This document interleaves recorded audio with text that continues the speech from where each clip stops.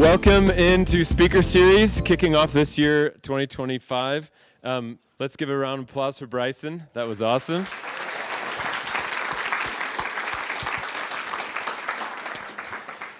My name is Brent Chamberlain. I'm an associate faculty member here. I was away last year on sabbatical, so I'm very happy to be back and kicking off Speaker Series this year.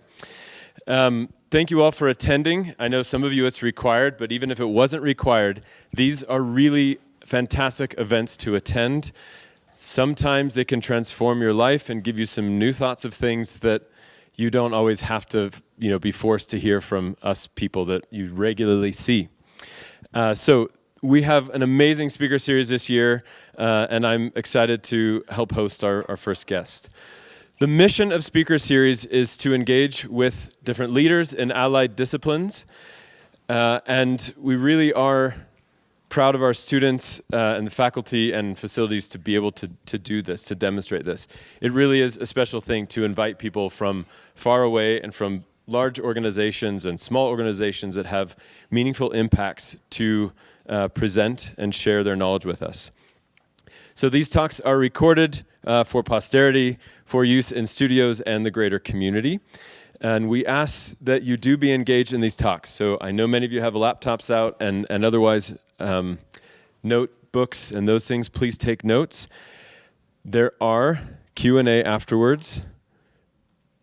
I want you to petition the person next to you to ask a question.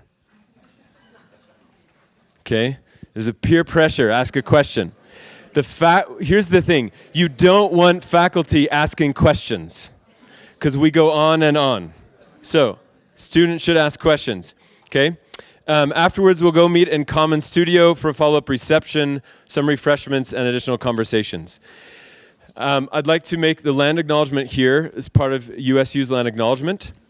As a land-grant institution, we'd like to acknowledge that Utah State University campuses and centers reside and operate on the territories of 8 tribes of Utah that are highlighted in our new flag. The Logan campus is situated in this, I'm going to mispronounce it, so apologize for any of you. Does anyone know how to pronounce this? Vigoi? Or the Willow Valley Group. It's the ancestral lands of the northwestern band of the Shoshone people, where the Shoshone people have stewarded the land since time immemorial. In offering this land acknowledgement, we affirm indigenous sovereignty, history, and experiences as part of this university. With that, I'm going to give a little introduction to our speaker. So Eckart Lange is a professor emeritus of landscape architecture from the School of Architecture and Landscape at University of Sheffield. I've known him for a long time, mostly by reading articles when I was going through graduate school. He really is a leading scholar in landscape visualization and environmental planning.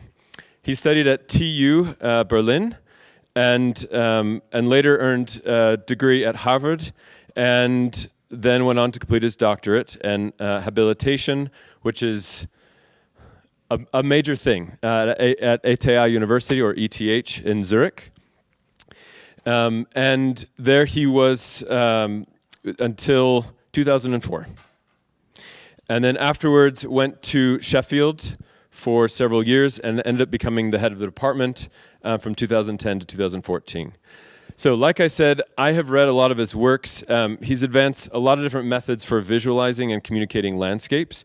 That includes doing things with aesthetics, environmental assessment, and participatory planning. He's published a lot of articles. I don't know, 200? Do you have any count? Stop counting. Okay, good. So it's a goal for me to maybe get half of that, if I may. Maybe more someday. We'll see. And he's served on editorial boards for Landscape and Urban Planning, which is a major journal of impact to the discipline, the Landscape Journal, and several others. So he's had visiting appointments at Berkeley, University of Tokyo, Tongji University, and Hamburg Institute for Advanced Study, and has spoken in many places all around the world. We've been able to share some of those places as well. So he's received several awards as well. So excellence in research and creative works from CELA, the Council of Educators in Landscape Architecture, which is the body that our faculty participate in as well. An outstanding research award from the European equivalent, and was an academic fellow of the Landscape Institute, as well as many other things. So I have known Eckart for a little bit of time in person, and otherwise from research for some time. We've met at Digital Landscape Architecture, which is a conference that hops around Europe year in and year out, which hosts a number of different landscape architects and planners and folks in the allied disciplines that do a lot of great research. Several of our faculty have been there. And also had you out for a Visual Resource Stewardship Conference outside of Chicago several years ago, and we got to spend some more time there. This will be a very visual talk. There is a lot of really great work, and work that many of you will do or have been influenced by, and you have no idea that that's the case. If there has been a tool in visualization and landscape architecture, Eckart has used it for a long time. Is that fair to say? I think it's fair. I will say it's fair to say. He doesn't have to say that. Okay? So there's a lot of research and knowledge based on this. I would invite you to offer him a warm welcome. Thank you for coming across the pond, and we look forward to the talk.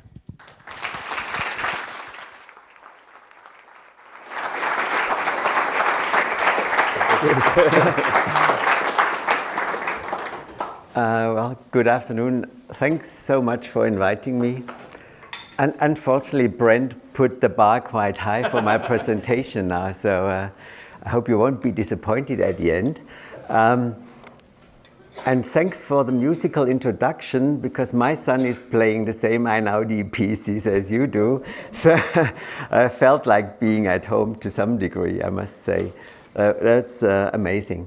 So coming to my talk, as Brent said, I have been working in this field quite a long time, but not just in this field. So I'll give you a bit of an overview of what I have been doing the last decades or so. But before I do that, I'll show you a scene of Sheffield. This is the only one I'm going to show.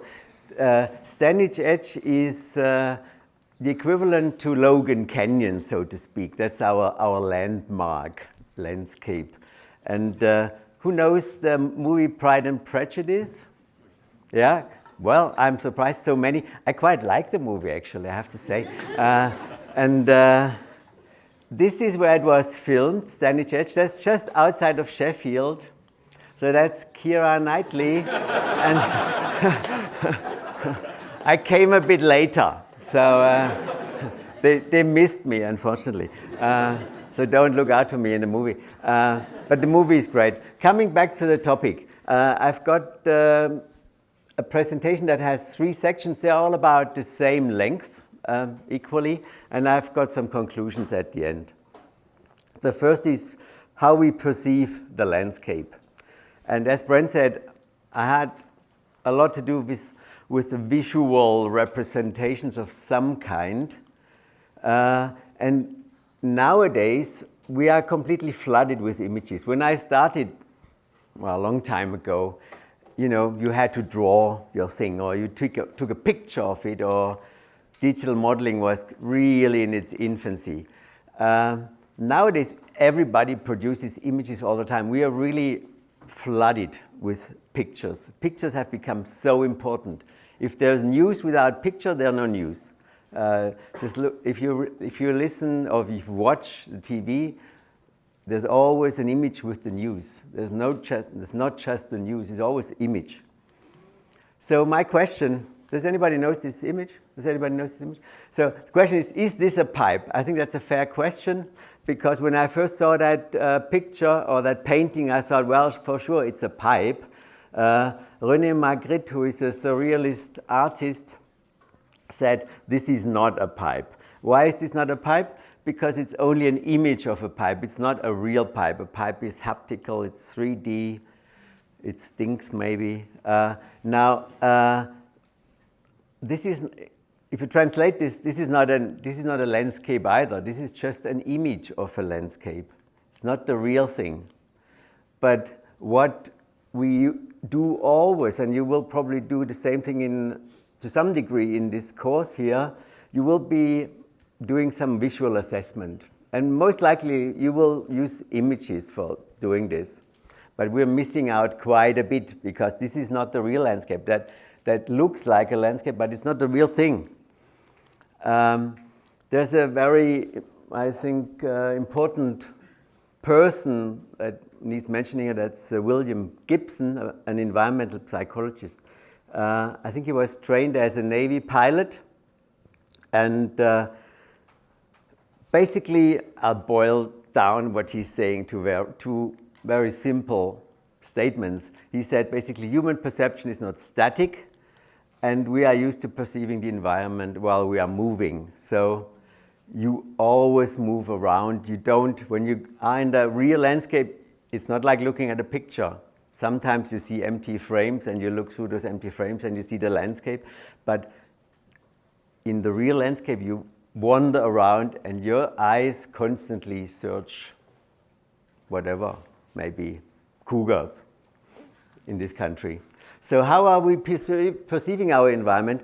There are the 5 classic senses. So the sense of hearing, sense of touch, sense of smell, sense of taste, the visual sense. But there are more senses than that. There's an academic debate on how many senses we've got. So there's, for example, the ability to sense and coordinate movement, proprioception.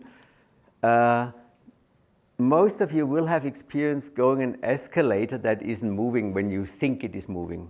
Is that right? So what you normally do is you anticipate movement and you lean forward. But when it doesn't move, your brain or your sense has to immediately react to that false information that you're anticipating. And that's closely linked to the sense of balance. And more senses, as I said.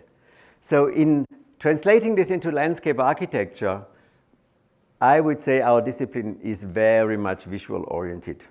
But in the Japanese culture, they already designed gardens in the 17th century with the kind of a multiple senses in mind. And this is Katsura Rikyo in Kyoto, the Imperial Palace Garden. There are 2 in Kyoto. Actually, there are 3. I have to correct myself. There are 3, and that's one of them. And that was designed with these senses in mind. And if you are there, well, once you know it, you pay attention to this. If you don't know it, you will just walk through it and you think, oh yeah, a typical garden. But once you know it, you are kind of made aware that this is what they had in mind when they designed this. So when we look at a picture, as I said, it doesn't provide a multisensory experience. This is if you would be asked, give it a grade from 1 to 5, you would probably say, if 5 is good, give it a 4.5 or something. It's pretty okay, it's nice, but when you are there, this was pretty smelly. So the picture doesn't really catch the environment properly. It was in fact very smelly. So here's another example. These are orchids. We are trained, we know orchids have a nice smell. Actually, these orchids don't smell at all. So don't be misled. Maybe bees smell the smell of these orchids, but humans cannot because it doesn't smell. It's completely neutral. So an image actually does represent this quite well.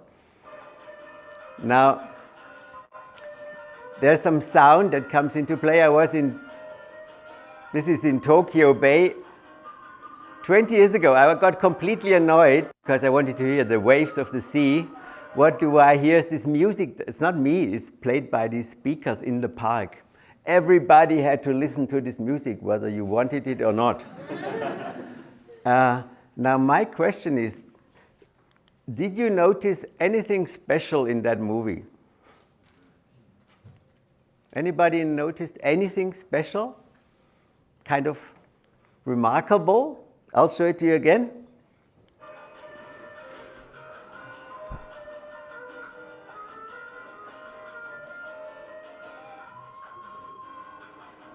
Look at this boy.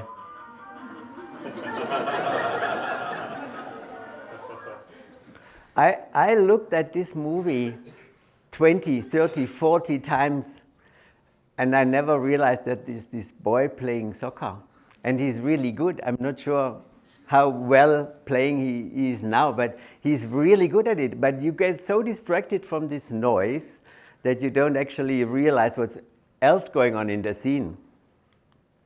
So, of course, if you're in a natural environment and you see a waterfall, like you also hear it, and when you are there in the presence, this is in the Japanese mountains, 35 degrees Celsius humidity like crazy, but you get a cool draft from the waterfall, which is kind of refreshing, very nice. So I kind of try to make you aware that it's not just visual, but coming back to the visual sense, it is really quite important. And there are several references, and it could be more that you can find. You can't really measure this. So whether it's 87% or 80% of our impression coming from sight, nobody knows. I mean, it's a lot, basically. That's important to understand, and that's why I think it makes sense that we are kind of focused on the visual sense, but we shouldn't forget the rest that is out there. So it's in our everyday language. Seeing is believing, or a picture is worth 1,000 words. What you see is what you get. Images speak for themselves, and so forth. You name it. There's more than that. We as landscape architects, planners, engineers, and so forth, what we do is we use images like these, and we kind of translate them into an abstract language. So a house becomes a square and so forth, tree, circles, and so forth. That is a considerable abstraction that we kind of assume among our peers everybody understands equally, but I doubt that actually. So I think that's not the case. But when you look at other symbols like this, I don't think anybody speaks Chinese or Japanese here. You do? Can you read this? Yeah, you can read it? What does it tell you? Big mouth or something? Yeah, that's the Chinese. Exactly. So my point is, some people look at this, can read it. They can look at a plan, they can read it. But most people, like you do, you cannot read this. So when we communicate to the lay people, you have to assume that they don't understand what we are saying. So this is, in Chinese characters, this is big mouth, and in Japanese language, it means emergency exit. So even same characters mean a completely different thing. But I'm really surprised you're the first ever person, non-Chinese background, who can read this. So in the second part of my presentation, I will be talking about how we represent landscapes. And there's a history of representing landscapes, which dates back to a couple of thousands years ago. So we have models in Egyptian tombs that are more than 2,500 years before Christ, and so forth. We've got drawings, paintings, perspective. Repton, is that a person that is known here? Photo montage, and this goes on and on. When I did this graphic maybe 20 years ago, that's not true. 20 years ago, augmented reality was just coming up. And who knows, there may be a new thing that I'm not aware of yet. All I'm saying is this is developing constantly, and you can see it's developing quite rapidly here. And we had kind of an analog period that went on for thousands of years. But now the development is really rapid. So what is important here, and before I explain further through examples what the representation techniques are, Stephen Shepard from UBC, he set up some principles that I think are quite useful, but most people actually ignore what he kind of wrote there. So, principle one, simulations should be representative, they should be accurate, they should be clear, they should be interesting, they should be defensible, and he later added on, when the internet came up, simulations should be accessible. Now, this is kind of abstract and theoretical, but imagine you are working in a kind of a visual impact study, or you are visualizing a new project, and you have to testify that what you're doing is absolutely correct, and it can be is defensible, it can be repeated. Then comes the tricky question, is that really the case? And would other people show the same project exactly as you did? So I'll come back on this. I have one example from practice where I had to deal with a person who manipulated the visualization. And I was in the unfortunate position to prove that it was manipulated. Going through how these techniques developed, this is one-to-one model, and that's out of Brent Chamberlain's office, basically at ETH when he was there. This is the view, but at that point there were no buildings. The idea was that, and this is a Swiss specialty, Swiss requirement, every new project that is proposed has to be visualized through some sort of poles. And the problem becomes bigger the bigger the project is. So these are aluminum poles, and the idea is that they indicate the outline of the new building. Now, just for yourself, imagine what the new building will look like. I think it's pretty difficult. Is that meaningful? To some degree, yes. To some degree, no, because that is the new building. You probably didn't think so. Also, all these kind of elevator shafts and stuff that's on top of the building, they were missed out. So we're lacking one floor, basically. You can see that's here, and it should be actually here. But it's considered to be a valid representation. This is, do you know this model, Brent?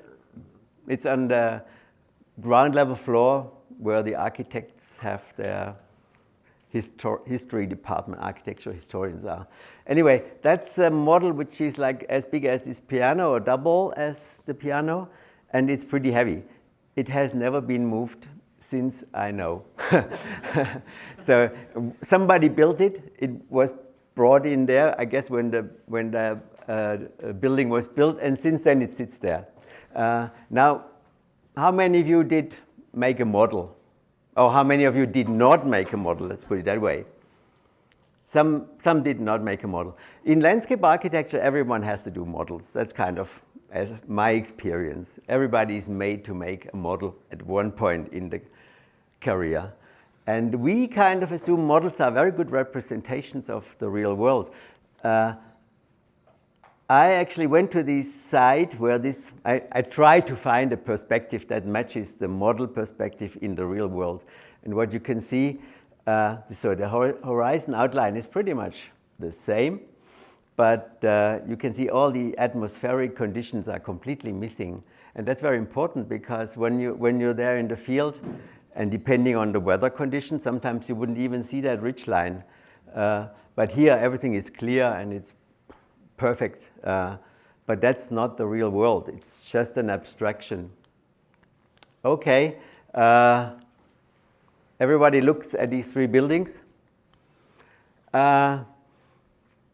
Which one of the three is the model? Show of hands. Is it the left building? Yes. Just show me hands. Don't be shy. Okay, is it the middle building? Is it the one on the right? Okay, I'll show it to you again. This is what it was. This is what I asked, and that's the model. This is in Berlin, Potsdamer Platz. That's a one-to-one model. So these are real buildings. This is just a facade with plastic, basically. And it's quite good. I mean, when you just look at it briefly, you don't notice, and you never think of it that it would be a model, but it's not real. So, and we've got drawing and painting. This is a drawing by Aldo Rossi, also showing a project in Berlin. Now, it's quite abstract, I think, and it's kind of difficult to imagine what the building looks like. That's basically how it was built. Perspective drawing, not sure who teaches this here, or whether it's taught at all. I once had to learn this, but maybe we don't teach this anymore. Anyway, we're kind of being told that the first ever perspective was done by Giotto in Santa Croce in Florence. That's this painting. It's a small, well, it's not as, it's a relatively big church, but that section is relatively small, and you have to search for it when you're in Florence. But it shows the perspective, and this is from 1317. In fact, when I was in Hamburg, they had an exhibition on Pompeii. So this is 40 before Christ, so we're talking several hundreds of years before this one, nearly 14 centuries. But this is also a perspective here, and this is a mural. Somebody painted this on a wall. So you can see there's some perspective elements.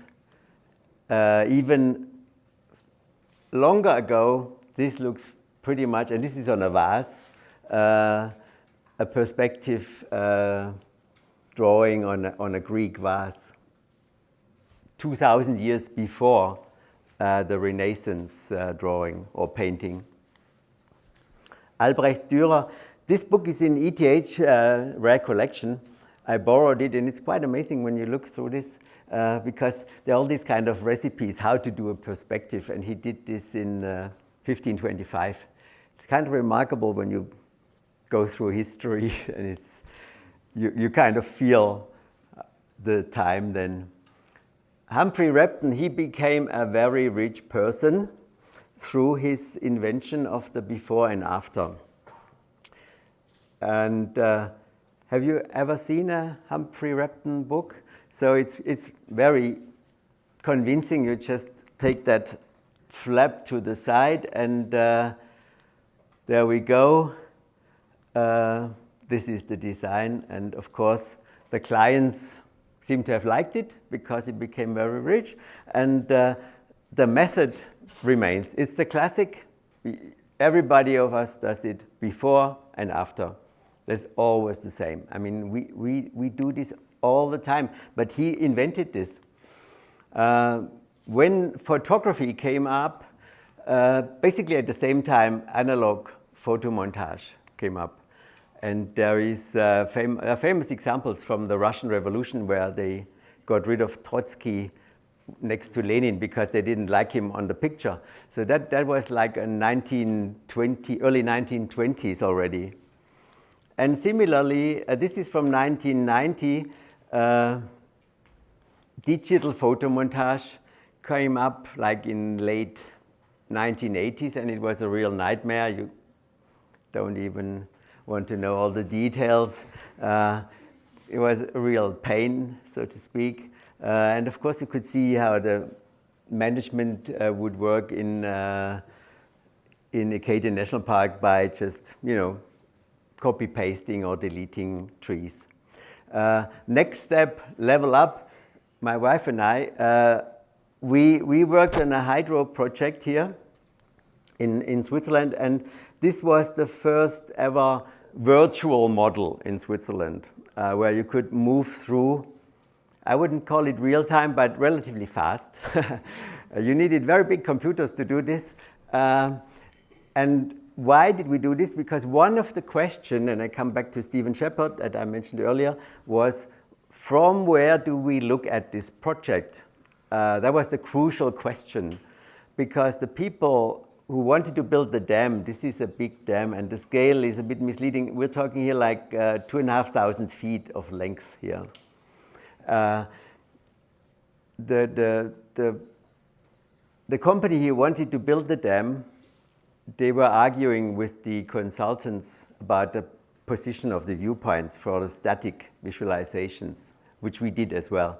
But then we kind of coincidentally bumped into the idea that we could do this all in 3D, and then the discussion about from where do you look at this project wouldn't be there, because you could move anywhere you would like. So that was the starting point, basically, and all it needed at the time, 3D terrain model, digital orthophoto in black and white, because there was no color photography from the air at the time, and AutoCAD construction models. Of course, that developed further, and this is from a project that I'll show later on is in the facility at the Technion in Haifa, where they have at least at the time, top-notch, latest facility, very expensive stuff. It all becomes dated very quickly. We have to be aware of this. But it's very impressive. If you want to show it to some politicians, they will always like it. Here's another example. This World Expo in Milan. The graphics are not great. They're actually awful. This is the audience. I'm sorry about my movie. Graphics are terrible. It's about flooding. So here's the audience. Just a second and you will see something. This guy here, why does he wear his raincoat? Because there was water coming from the top. So when the actual flood came, the whole audience would get rain from the top, which I found quite remarkable. And of course, this is a one-off thing. Graphics are terrible, but the installation setup, very expensive. We can't have that. It's in landscape architecture. Give Brent the money and he would spend it, but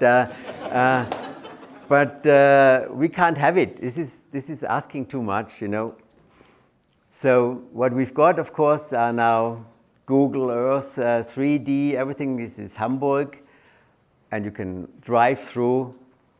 This is only 20 years after my dam project, basically, or our dam project. And then augmented reality, this is from the early stages of augmented reality. A group from Australia, computer scientists, and you can see what we now do on a mobile phone needed all of this 20 years ago.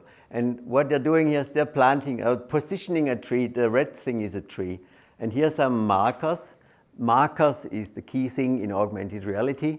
Here are some markers, and they're on the gloves of this guy here. So whenever he moves his gloves, what he sees in his glasses would also move accordingly. So he's turning the gloves like this, and then positioning the tree in this nice urban garden. Let's put it that way. Very, very abstract, but it does the job, We're positioning a tree somewhere. Then we had Google Glass. Did any of you ever have had experience with Google Glass? It came very quickly and it disappeared very quickly. But it will come back, I'm 100% sure.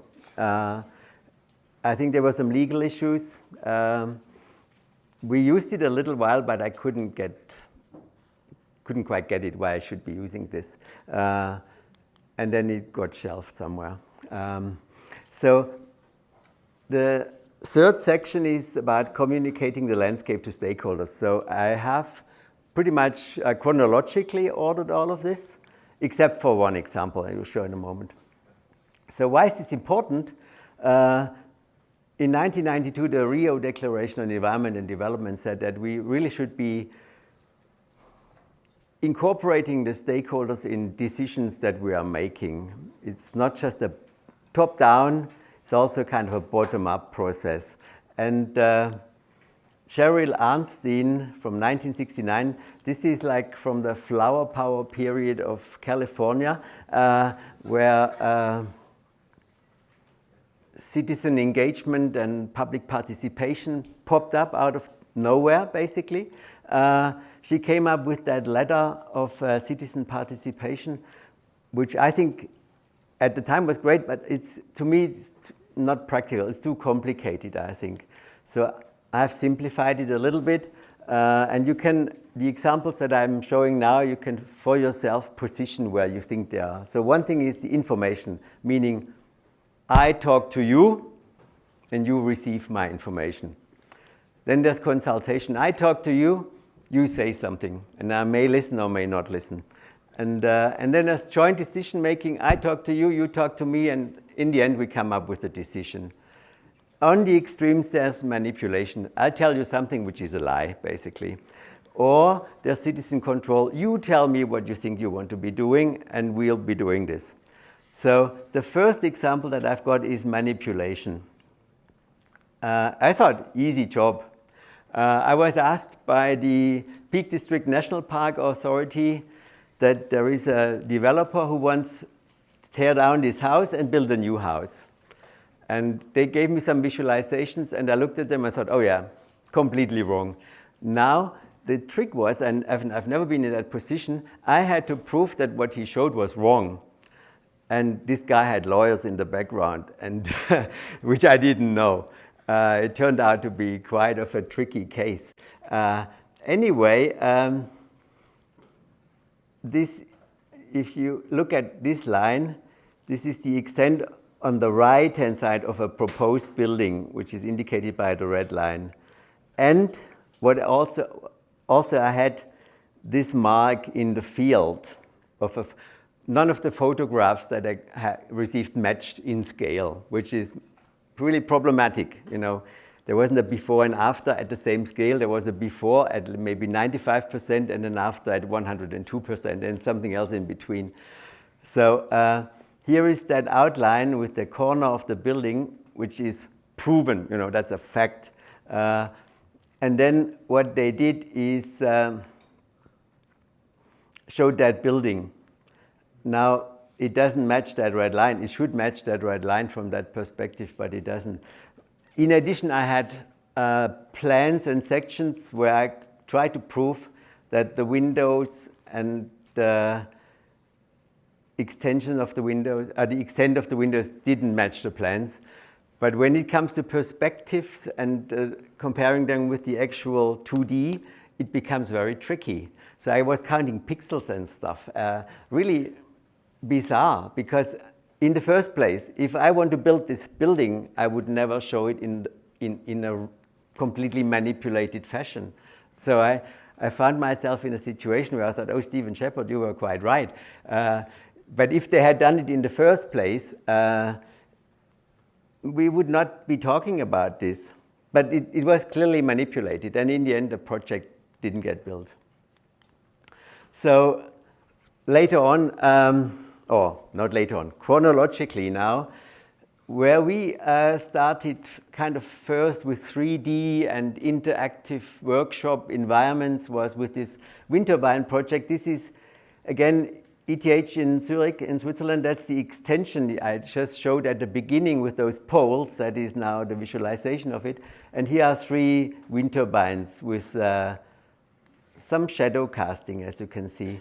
We got all the stakeholders in here, which is crucial. You have to identify the stakeholders, and the stakeholders have to be willing to attend. That's the other thing, all at the same time in the same room.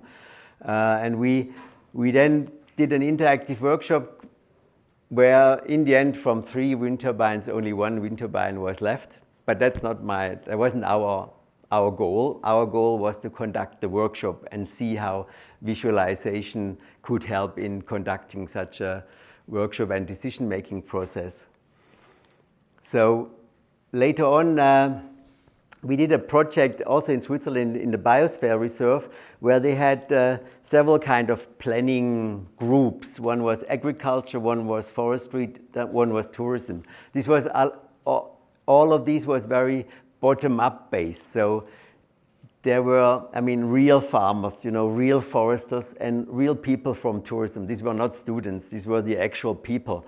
And so one project they said, oh, we want to build a new lift here and a new chairlift, which is relatively costly. It's not cheap. I mean, it's not expensive. It's not like the hydropower project that I showed. That's a lot. But this is relatively cheap. But for a community or shareholder company, you have to be quite careful where you spend your money on. Now we said, don't build this chairlift because you will have climate change. This is 2005. You will have climate change and the snow will not come. So when we did some modeling with the average snow levels in the years and how they rise, and honestly, I'm not joking, based on those visualizations, they decided we're not going to have it, which was a very wise decision, saved a lot of money. Whoops, yeah. This is a project mostly from my wife, actually, where it was about a relatively remote valley in the Peak District National Park, where the question was, how is the forestry practice going to change in the future, and what kind of landscape do we want? Because these are all non-native trees, and we visualized several scenarios over periods of 90 years or 70 years, and showed them how this would look like, some felling and other management schemes. Oops, where are we? So you can see different situations, different scenarios over time, and different felling schemes. We did a workshop with the Sheffield Waterways Strategy Group, basically a body, an informal body in the local government that would decide on how the local waterways would develop over time. What we didn't tell them that we were actually testing them, rather their design. So we were testing what kind of tools they were using to make their decision. And we had a whole lot of plans, models, 3D visualization in print, 3D walkthrough, and 3D walkthrough stereo. I had a student making a very good model, but unfortunately nobody ever looked at the model. And it turns out that the most effective combination, or what they actually used, the stakeholders, was the plan of the project together with the 3D visualization. We monitored them, so we took time records of everything. We knew exactly how much time they spent on what, discussing which topic, and it turns out plan plus 3D visualization was the key thing. What is important, if you ever want to do this, it takes a lot of preparation. You have to be prepared for all kinds of questions and issues that these stakeholders may raise that you haven't thought about, and you have to react to this. So you need some sort of a solid 3D visualization. You need a navigator, operator, somebody just sitting there and doing what they want you to do.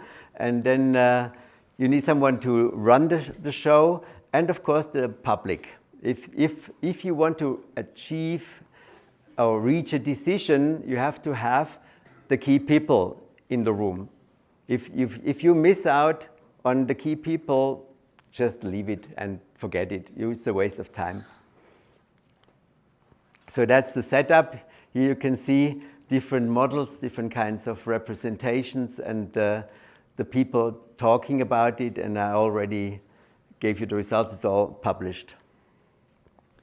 We then kind of moved to handheld stuff, and here's an iPad where we try to make people in this park that was under construction present their ideas by just sketching on the iPad what they would like. Now that turned out to be a bit difficult because everybody likes something else. And to reach a consensus through this, I didn't think was very practical. But the mobile stuff kind of fascinated me, and we continued in this context with water, flood modeling. But, oops, sorry, that was too fast. But we would also integrate physical sensors that would measure rainfall or soil moisture and all of this, and the social sensors, the people. All of this would come together in a visualization. And it should be on the phone. So here you can see the flood level. There's a cyclist coming through. This is all real, photographed in the field. Paul Haynes, the computer scientist, did this. I wouldn't be able to do this. It was pretty complicated stuff. And then we went out in the field and we tested this with the Doncaster Emergency Control Division. This is all about flooding. UK has a flooding issue, maybe not Salt Lake City or Utah or Logan, I'm not sure, but the UK has a flooding issue. And so we developed this app and we tested it, and you can see on the phone, this is what you would see on the phone. So different water levels or flood warning, it would just pop up, directly linked through the internet through those sensors that would give you that information. Final project that I will be talking about is adaptive urban transformation. I left the book with Keith, but this is also open access. So if you're interested in what's going on in China in the Pearl River Delta, you can just download it. It's a collaborative project between TU Delft and South China University of Technology. In this context, in the kind of visualization and participation context, we did other projects as well. But in this context, we looked at urban planning exhibition halls in China. And did one of you ever visit an urban planning exhibition hall in China? Yeah? It is a remarkable thing to see. Depending where you are, this building is like worth 500 million US dollars. And this is only to communicate planning to the people. And you think, this is crazy. Why do you do this? So in this whole building, there are only planning exhibits. So I said, because I've seen a couple of them, and I said, I'd like to have a PhD student looking into this, whether this makes sense or not. Why would you build so much? Why would you spend so much money on something that is worthless? So we tested, what do they actually learn, people coming there? And these are some of the exhibits. Very big, people here. This is a model. This is interactive. Somebody pushes a button and there's always something happening there. It's pretty sophisticated.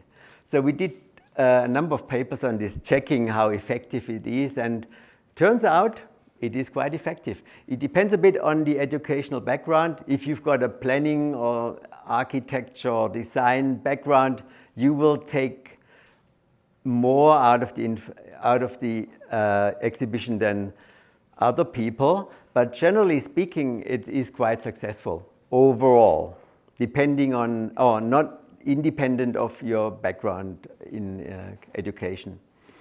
Final thing we did there was also a tool where here you can see someone sketching. These are new designs in Guangzhou with kind of a 3D housing. This is 500 feet tall or something, buildings, tons of them. And the flooding, which is the blue bit. And that all gets shown on the iPad, which is registered. So on the one hand, you can sketch something which will then directly be connected to your iPad. It needs a reference frame through markers, so all of this works. but you have to have markers on all of these sheets. These are the markers here that would then reference whatever you draw or whatever is there in 3D. So coming to the conclusion, as I said, all of this is developing rapidly, and what I'm talking now will be history in 10 years' time.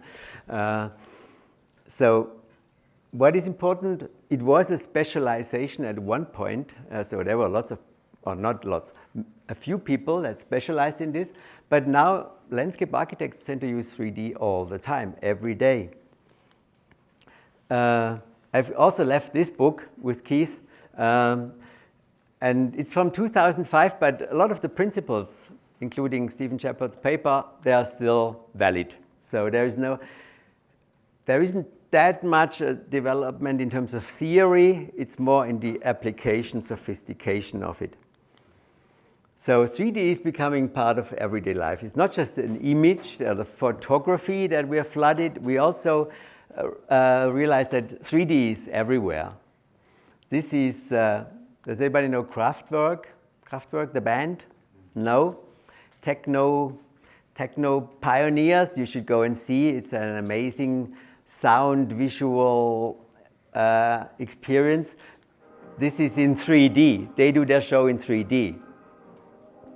That's actually Tour de France. There's a song they do. And this is all in 3D. So these people are there watching this in 3D.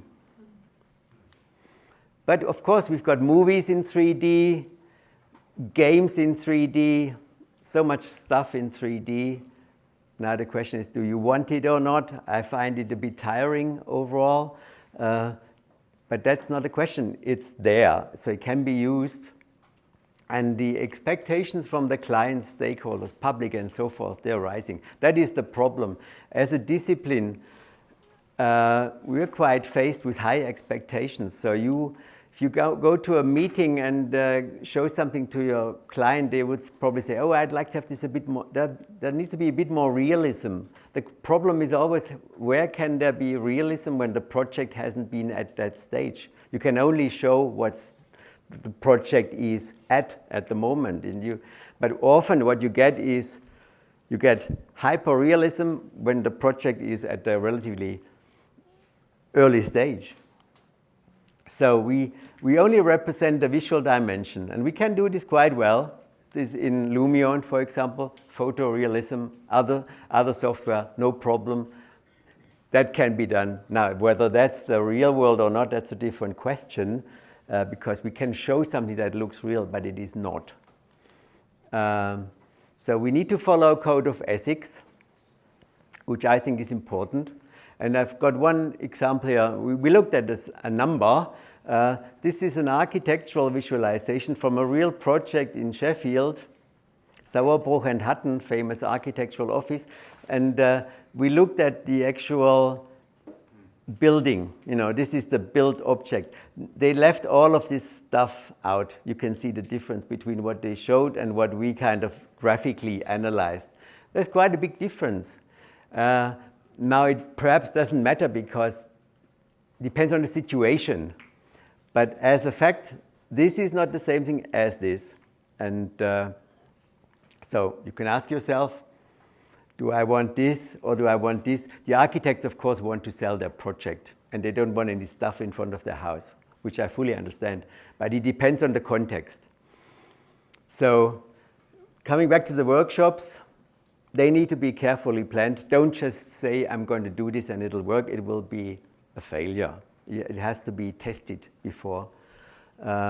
So what I think, it's my experience, I worked a lot with different disciplines, architects, engineers, computer scientists, ecologists, and so forth. It does help to communicate what the project is about when you've got visualizations. And again, I don't want to repeat myself, but they have to follow some kind of rules, and they have to be kind of, sometimes I would say, as I said, depending on the stage of the project, they have to be realistic. Not meaning that it's a realistic visualization, but it has to be a realistic representation of the project at the time, at the stage of its where it is. So with this, I'd like to thank you. Thanks for coming, and thank you for your attention.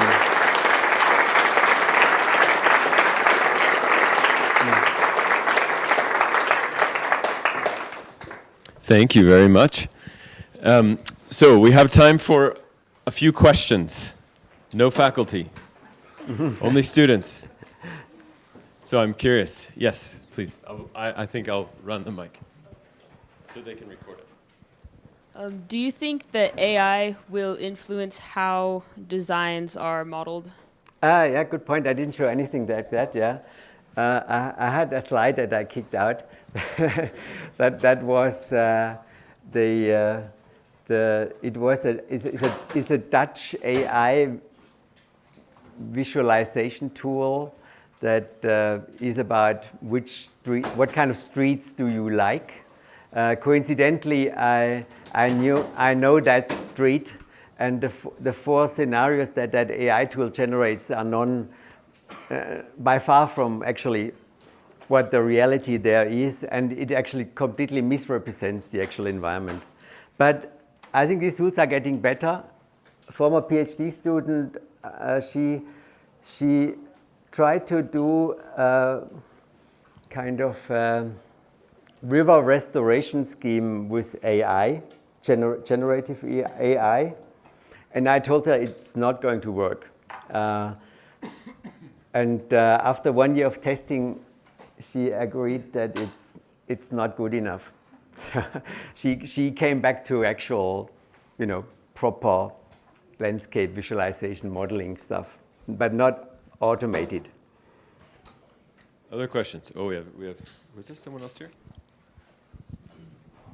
What do you believe the next form of landscape visualization will be after augmented reality? Yeah, I can't tell you, but I think it's probably more what I showed at the end. It's more maybe data-driven information visualization kind of stuff. Where you have like sensor data, everything combined into one thing. Because at the moment we are kind of operating in a relatively separate environment. Often the visualization sits complete next to the project, has nothing to do with it. But actually what we want is kind of this loop where you shift something over there and it turns the visualization into something else over there. I think that's what we'll find in the future. Let's take one more question, if there is one more question. Yes, great.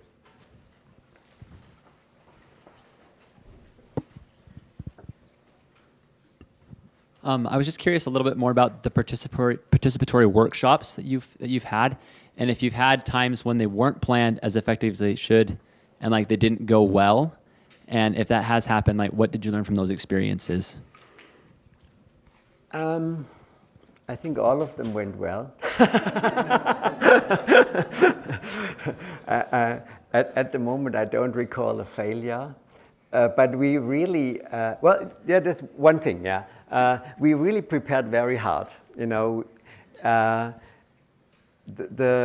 we did one of these workshops, you had at least one complete test run with everything, everything that you wanted to do with the stakeholders. But what you're not prepared for is what the stakeholders want, For example, with the wind turbine project that I showed in Switzerland, there was a farmer, a local farmer who was living nearby, and he said, and this is 2005, he said, I think I will have shadow in my living room.